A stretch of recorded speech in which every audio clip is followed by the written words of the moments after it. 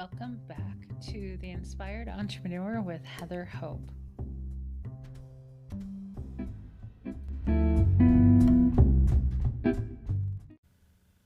Hey guys, welcome back. Happy Valentine's Day. Yes, happy Sunday to you. February 14th, 2021. Welcome back. This is Heather Hope with the Inspired Entrepreneur podcast. So I hope you're having a really good day so far. If you are single, I talked about this in yesterday's podcast, so please, it's going to be towards the end of it that I give some advice, some personal advice on if you are single and would like to not be single, how to approach Valentine's Day if it tends to be kind of a downer day for you. So not everybody, well, most people do. Kind of, if they want someone, they usually feel a certain way about it, right? It's just kind of that humanine thing that we do. So anyway, go listen to that podcast if you are having a hard time on Valentine's Day. It'll be towards the end. But because it worked for me. So happy Valentine's Day. I did have to laugh at myself earlier today because I did call it Thanksgiving again. I said that yesterday. I kept calling it Thanksgiving and I have no idea why. But so yeah.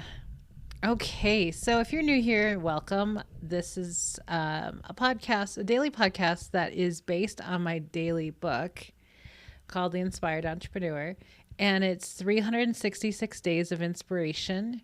Inspiration really meaning the law of attraction, kind of that meaning. And for the entrepreneur, for the business owner, for those of you who are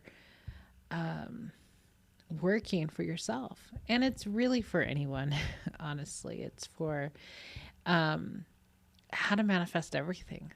Because how you manifest one thing is how you manifest everything. And so often I have found I get clarity by looking at other things I've manifested that have nothing to do with the current category that I'm trying to manifest something in. Does that make sense? So a long time ago, literally what? A couple years ago, I was looking at how I manifested love and plugged in like the same stuff to manifest money, to manifest business, to manifest. It gave me a better understanding. And so, so everything that I talk about is mainly based off of Abraham Hicks. And one of my suggestions to do, and I don't think most people do this, but who knows? When I was really digging into Abraham, I had so many questions about everything. I wanted to know their outlook on every topic I can think of.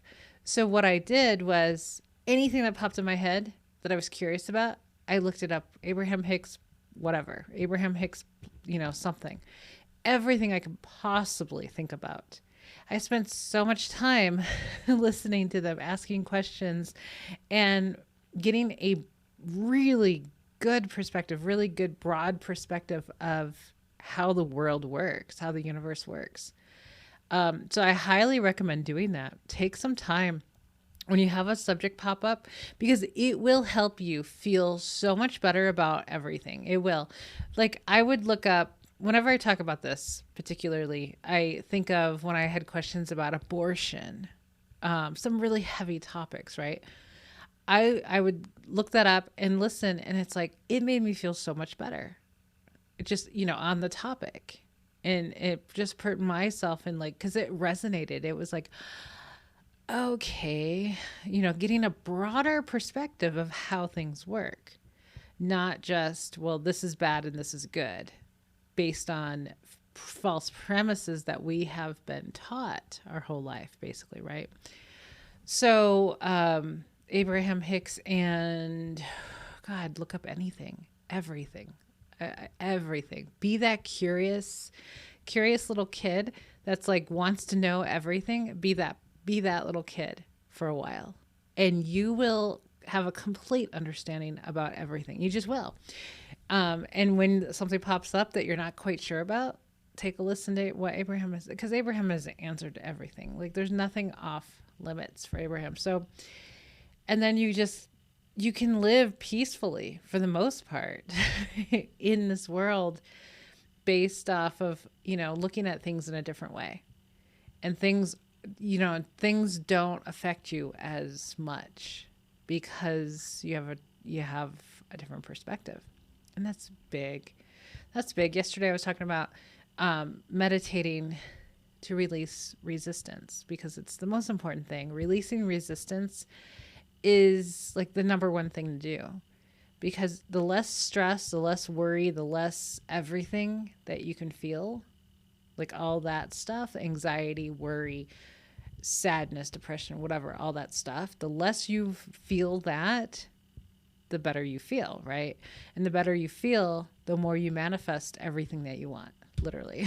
So meditate, relax, have fun, take naps. When you have an inspiration to do something, go do it. Like as much as you possibly can, go do it. Okay. If you want to get the book, it is on Amazon. And I think last week or so I reduced the price. So I put it on a little sale. So, so yeah, there you go.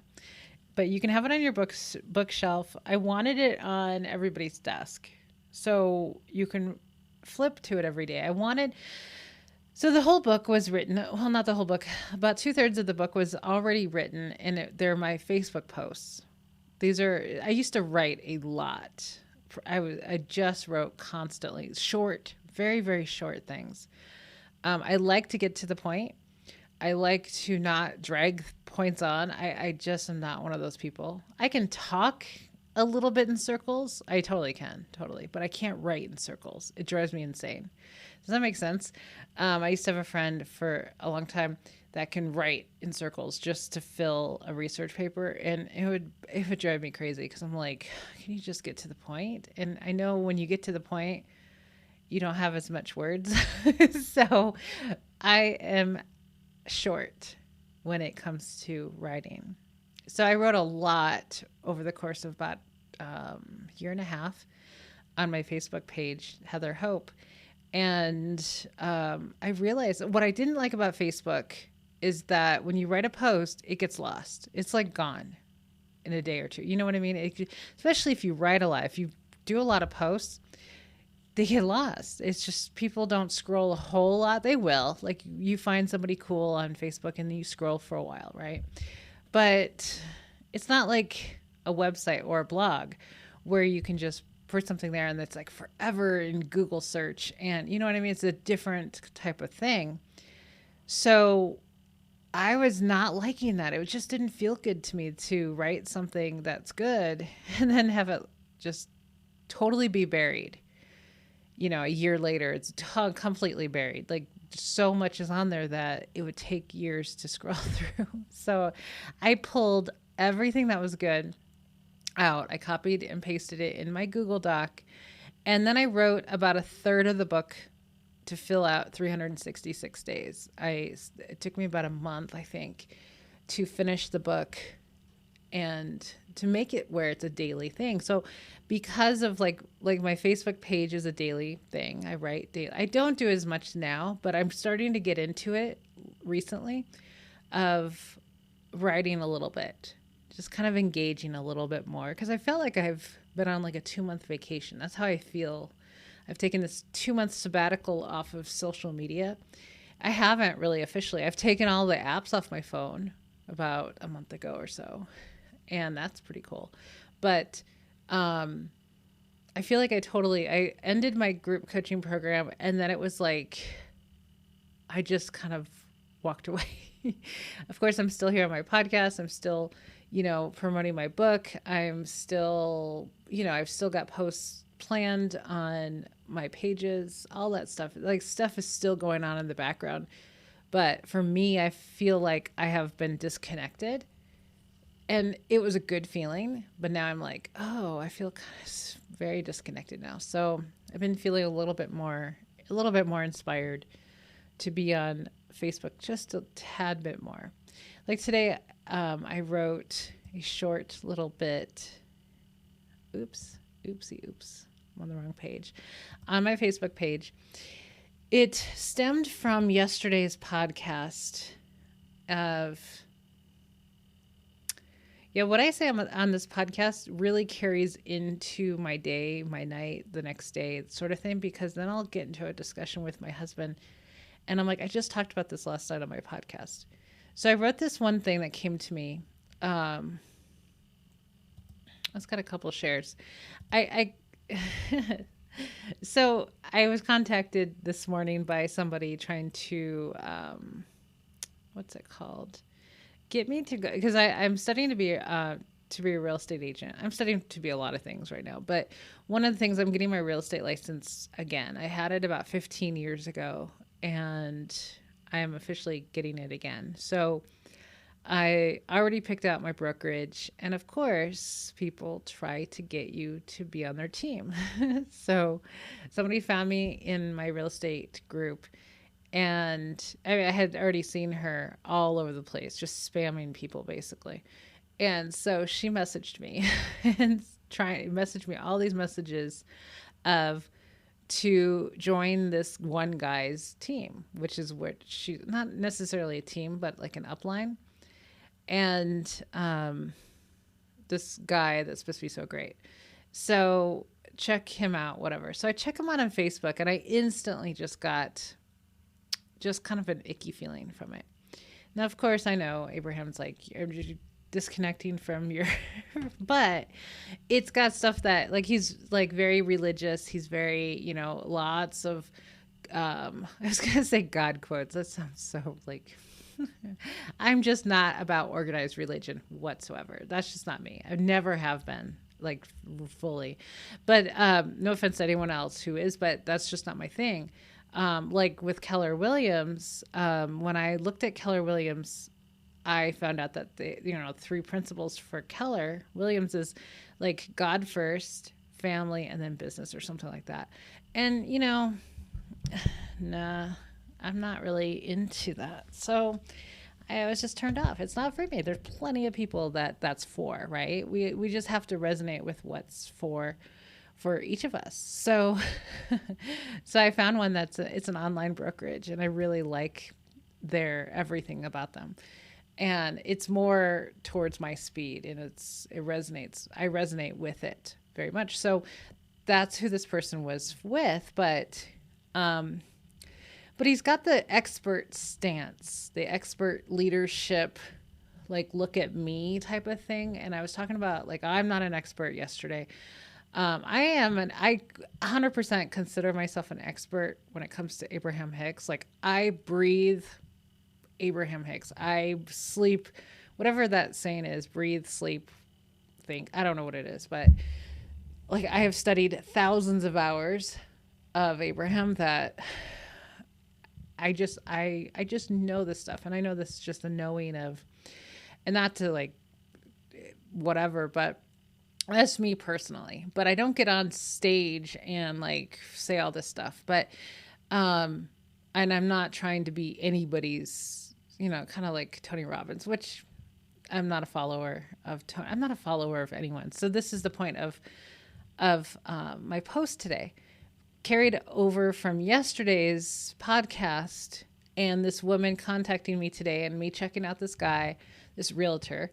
And I told her, I said, thank you. I thanked her. But the whole, like, lots of Bible verses as quotes, as memes, as all of this stuff, it's not for me. And I'm not about the quote unquote expert leadership. Like, I'm the expert, follow me. I'm not about that. So I said I'm a former therapist, former coach, and I'm just not a follower of people. I think for myself.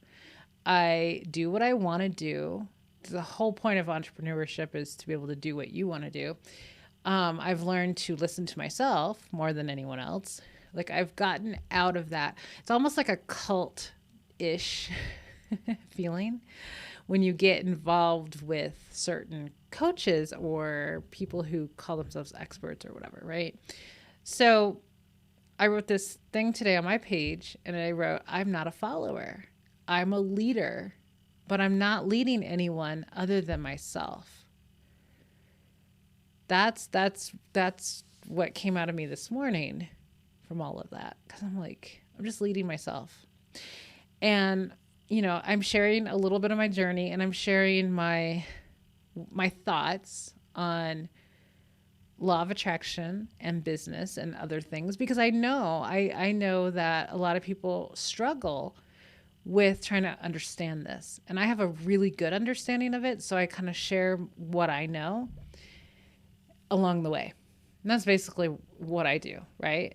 And so in addition to that, like, I don't put all my eggs in one basket when it comes to I must make millions of dollars being this, law of attraction expert. Like, that's not where my mind is. It kind of used to be.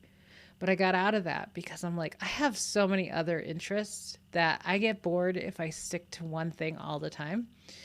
So I'm also studying, to be a realtor again, to sell high-end real estate, to sell in the neighborhood that we're about to move to.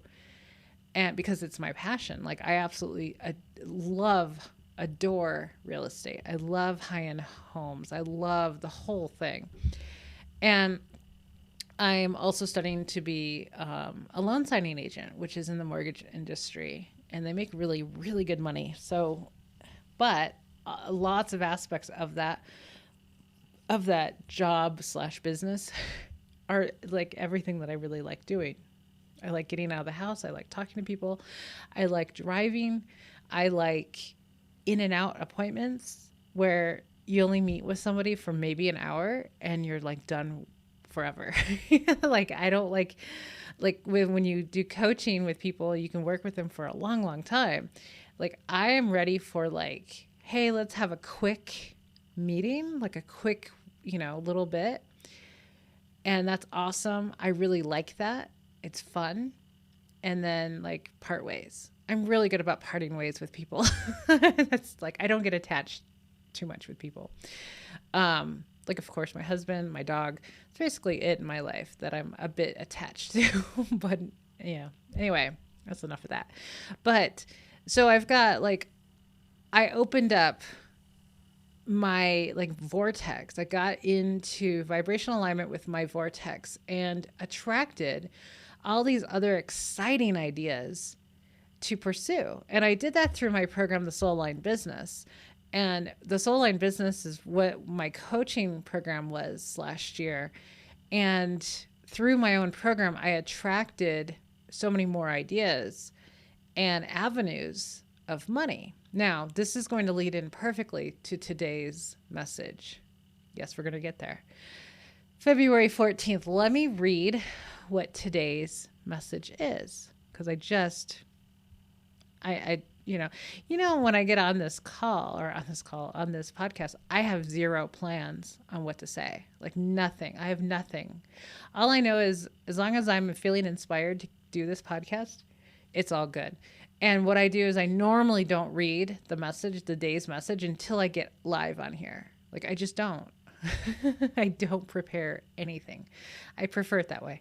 I've never used a script for anything in my life. I wing it. I basically wing everything I do, and everything works out. So, because I follow inspiration, I'm doing the things I love to do. And actually, I was kind of funky today. Remember I said that there's days that I don't feel very productive. In fact, very little gets done. And then it's mid-afternoon and I look outside and it's overcast. Literally, that happened again today. And I'm like, how is this happening? I don't realize that it's so overcast until I realize it's overcast. And I'm like, literally had another day like that. So what I felt called to do was to do my podcast, because every time I do my podcast, I feel so much better. I just feel good because I'm doing what I love to do. Okay, so today's message is do what you love and the money will follow. Perfect for Valentine's Day. I didn't line these days up at all either. These all fell into the perfect place. I did not have one thought of what day was going to be what message. They just fell into place. Okay, so do what you love and the money will follow. It follows because you're passionate. you're in alignment, living happily ever after. That's why the money will follow. Do what you love and the money will follow. Okay, let me grab my water. Starting to get thirsty again. So, sometimes that can be like what I'm doing, multiple different things. And I highly recommend it if you have other thoughts, but you think you can only do one thing at a time. Now, if you think you can only do one thing at a time, I bet that sounds like a limiting belief to you, right? Because it's a belief, right? You only think you can do one thing at a time, and it's limiting you, right? Because it's making you only do one thing at a time. But if you're like me, I think we're all multi-passionate humans. I think we all are. And there's a lot of things, like I personally get bored doing the same thing every day. I just could cry. If I have to do the same exact thing every single day, no, I don't want to do that. The only thing I could do every single day is I can basically eat the same breakfast every single day for a very long time. Sometimes I'm good on diets about that. Like I can eat the same thing every day, like the same lunch, the same breakfast, sometimes the same dinner. Like I can eat the same thing every day because this is why. Because I have found something that I absolutely love, and I love it enough that I can eat it every day. So that's about the only thing I can do every day. I mean, other than I can sleep every day, I can eat every day in general, but there's not much I can do outside of that I can do every day without crying myself to sleep or something. But so do what you love and the money will follow. It follows because you're passionate, right? The energy is there. You're inspired, you're passionate, energized, on fire, feeling good, right? That's what you follow. And the thing with the money, here's where this is a key with life, with our life, is that money doesn't just come from working. Like that's not the only avenue. And that's what, the other average average human thinks, right? It's like you get money. The only way you can have money is if you work a job, right? It's the only way you can get money. Like occasionally you can get lucky, you can, whatever, but nobody believes, most people don't believe that money can just come out of who knows where. It's not nowhere, it's who knows where, because we don't know where before it comes in, right? Sometimes we still don't know where it comes in when it comes in. So it's opening up the valve of abundance, and that you can always get things without money. Like I'm living proof. So I think it was yesterday I was meditating and I thought about the car. If you don't know the story about the car, I haven't talked about it in a while, but it's one of the manifestations that I had a couple years ago. And it's my friend's car. So my friend, well, I'm just going to say my ex-boyfriend from many, many years ago, like basically my first boyfriend, kind of my first boyfriend. This was 21 years ago. Bought this car. It's crazy to know that it's been that long, but wanted this car. I helped him, supported him. I didn't pay for it, but to get this car because he really wanted it. And so we've been friends ever since, like good friends ever since. And he's had his car parked at my house for the past 5-6 years, just because I have the land. So he's got 2 of them here.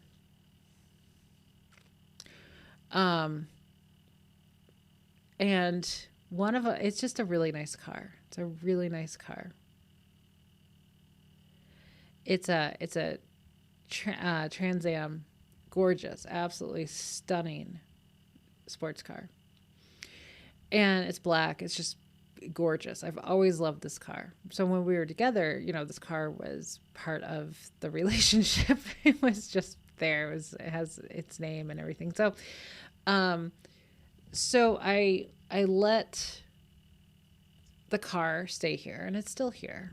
And so a couple years ago, I was talking to Roger, my husband, about I was looking at another car I was just looking online, and the car, I think it was, I was looking at a Cadillac, another car. I have a list of cars that I really love. I was looking at this Cadillac and it was in black. And I'm like, I don't want black. I wanted the ruby red, just like the car I have. I have a ruby red car. It's beautiful. And so I was looking at this car and it's black. And I'm like, God, no, I don't want black. Like, I don't like white cars. Like, I think white cars need a personality. They need to be a different color to enjoy like vibrant colors. But anyway, so I was talking about black, and I'm like, the only car that I like in black was my Mercedes. I had a Mercedes black, dark tinted windows. It looked like I was part of the mafia, I swear. And that looks really good in black. And then I'm like, the only car that I like was my Mercedes in black. And then I thought the thought popped in my head. Oh, the only other car I like in black is that Trans Am parked in my driveway. And so I'm like, huh. And so I'm like, let's go out there and look at it. So we went outside and looked at it. And I'm like, this car is so beautiful. I love this car. And then I started talking about it. I was like, it's right here. Like, doesn't drive it. It's not licensed or tagged or anything.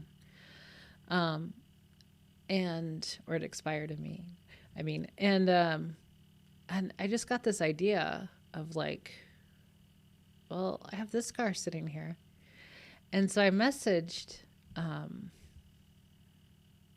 my now friend, right? And I'm like, I want your car. I want your car. So I had this inspiration to text and say, I want your car. I love your car. I've always loved your car, of course. And the discussion went on the rest of the day, through text. And it came out that, well, it needs to be fixed up because it had some furry creatures underneath the hood making a home, which obviously is probably not a good thing. It's really not. But you can fix it, right? You can fix it. And I got the car.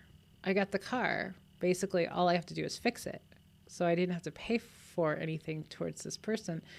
And I'm like, oh, that was easy. I got the car. I just have to pay for it, however much that is. It's less than, we believe it's less than what, market value. So, because I looked online and it was like 20 grand for like a really nice one.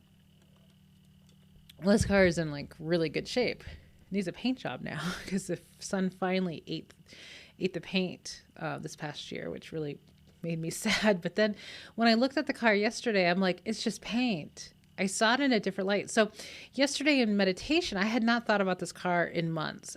I look at it every single day. It's in my driveway, but I haven't thought about it. I was just like, I kind of gave it back. Of like, yeah, at a time where I felt overwhelmed with everything I was getting and having and doing. And I'm like, no, I don't have time or space where we're going to move. Oh yeah, we were moving to California and, we didn't have space yet to move it over. So I'm like, no, you got to just deal with it. I don't want it anymore. So basically it was kind of sitting here with whoever can fix it or put it somewhere could probably keep it, or I could probably keep it. Right. So I left it alone for months. I just have not thought about it. I don't care. Nothing. Yesterday in meditation, the car popped in my head and it sparked that desire again. Because once you have a desire, it basically never goes away. It just kind of lays dormant for a while until something, because I've been, daydreaming about I'm going to get a silver Bentley coupe. It's on my list of my everyday. And so I come out of meditation. I'm like thinking about this car. I'm like, huh. So I went out there and looked at it and I see, the paint job, it's just on the hood. Oh, the gorgeous hood. This car is the hottest thing ever. It's such a beast and it's sexy as hell. So, chrome, it's the top of the line car, it's just, immaculate looking, except that the son finally ate the paint job. It's 21 years old, and I live in the Arizona desert, so surprisingly, it took 20 years for the paint to get a little eaten. So I look at it again yesterday. I'm like, you look sexy, man. You are still. I talked to her. She has a name. Her name is Grace, because of by the grace of God. That was the quote back then to get the car. So Grace is gorgeous, and I still love her. And she's a stick, and I can learn to drive a stick again before her. But and I'm looking at her and I'm like, that's just paint. And last time I looked at her, I was like, oh God, it broke my heart that the paint got eaten. It broke my heart because I thought it was just like, I think it started with bird poop. And that's what I thought it was this whole time until I looked at it closely and I was like, holy crap, the paint got eaten. And I was heartbroken. Literally, I was so like not happy, kind of really sad about it because it's a gorgeous car. And it's like, no, don't tell me it's finally going to crap. But that's what happens when you don't put your attention on something and your energy, right? It deteriorates. So yesterday I'm like, you are gorgeous and all you need is paint. That's nothing. That's not a big deal at all. And just the outlook was so different. Totally different perspective on this car. Like, I was talking to her. I'm like, Grace, we're gonna get you back. We're gonna get you back. And the perfect mechanic is already lined up for you. Knows exactly what to do, and the means is gonna line up. You know, the means to make it happen, whatever that entails. Because I truly believe, because I've manifested so many things without money, that like I stay out of that equation now. I stay out of it. So I follow my passion. And the money / means, I always say that, the means, the way will happen. So I haven't told anybody about this. I haven't even, I hear my husband walking by. I haven't told anybody about it because I just kind of didn't want to go. I didn't want to talk about it yet. And that's rare for me because I'm such a talker, especially to my husband. And it was kind of that thing about what Esther and Jerry say about don't tell people what you're doing until there's more energy behind it, until there's more momentum. Now, there's lots of momentum on this car because this has been in the works for a long, long time. But I'm just like, I'm kind of sitting on this idea of like, I don't want to introduce any limitations. I don't want to introduce, and we typically don't. Like when we have talks about stuff, like nothing really, like we don't talk down on anybody's dream or anything. So it's just one of those things. And I'm like, we'll see what happens. So, but my point on that was that I did manifest this car without having to pay the owner for it, which is different, right? It's just like my house. It's just like a lot of things. Money can be incredibly irrelevant when it comes to manifestation. That's why it's like when you want something, like the best policy is don't really look at the price tag, because sometimes that price tag really limits your thinking about it. And just know that if you want it, it's done. You just have to stay out of the way. And staying out of the way means, okay, well, this is $2,000. So now I got to find a way to get $2,000. And now let me see if I can work extra hours or blah, blah, blah. That's totally getting in the way. That's like trying to make something happen, right? Instead of like, this is what I really want. Let's see what happens. And then follow the inspiration. Now, if the inspiration is like, you know, an hour later or 2 weeks later, you're like, oh, you know what? I could pick up Saturdays. And you really get excited about the idea at your job or whatever you got. And you're like, yeah, that's a really great idea. I like that idea. You know what I mean? It's a totally different vibration than, okay, let me get my paper out and let me figure out how am I going to get $2,000 or how am I going to make this happen or how, right? Trying to bang it out instead of being like, oh gosh, this car is so beautiful. It's so beautiful. I can picture myself now. I live on a hill. I have a little bit of a steep. So I was like, okay, I really got to learn how to drive a stick because I don't like hills. But, but I picture myself, I've done this for years. I've known this car for 21 years, which is incredible, but I've had it in my possession, meaning on my piece of land for about 6 years now. So it's one of those things that it's like, I've been looking at it daily for years. And, I look at, and there's another car, it's a Firebird as well, but it's not as nice and it's totally sun damaged and it's probably gonna go somewhere else. And then there's my husband's old truck and like all these things, and I'm like looking at this, depending on my perspective, meaning depending on my mood, I could look and say I have a junk house, like a junkyard, not junk house, junkyard, right, of these cars that don't drive. Or I can be in a good mood and be like, look at the abundance of cars. Like they're all salvageable. You know what I mean? Like you just put a little energy into it and it'll work. But it depends on your mood and the perspective, right? So it's like, I have an abundance of cars. I have 4 cars out there. And, instead of like, oh my God, everybody just dumps their car. Because I've had those moments. I've had it about, I think twice, like getting upset that people just drop their cars in my yard and leave. It's like, well, whatever. Depends on how you look at it. But so anyway, so do what you love and the money will follow. The means will follow. The means will follow. The way will follow. People will give you things all the time. Not because you have to be a needy case. I've never been a needy case. It's literally, it's vibration. And a lot of times people will give you things because they need you to take it. Like my friend doesn't have anywhere to put this car, doesn't have the means, doesn't have the mindset to get the means to fix it.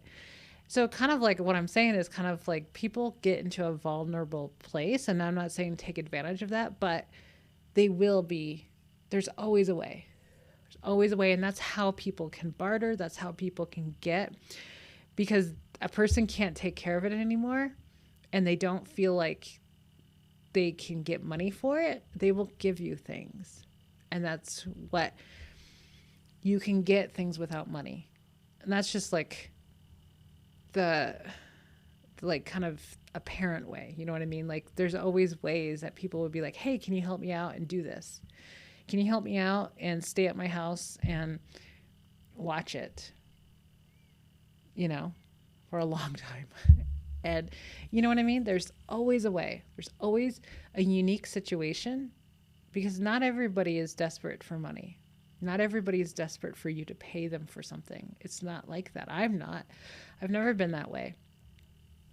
So anyway, I'm going to let you go so you can go celebrate Valentine's Day. And like I said at the beginning, if you struggle on Valentine's Day because you're single, go listen to yesterday's podcast.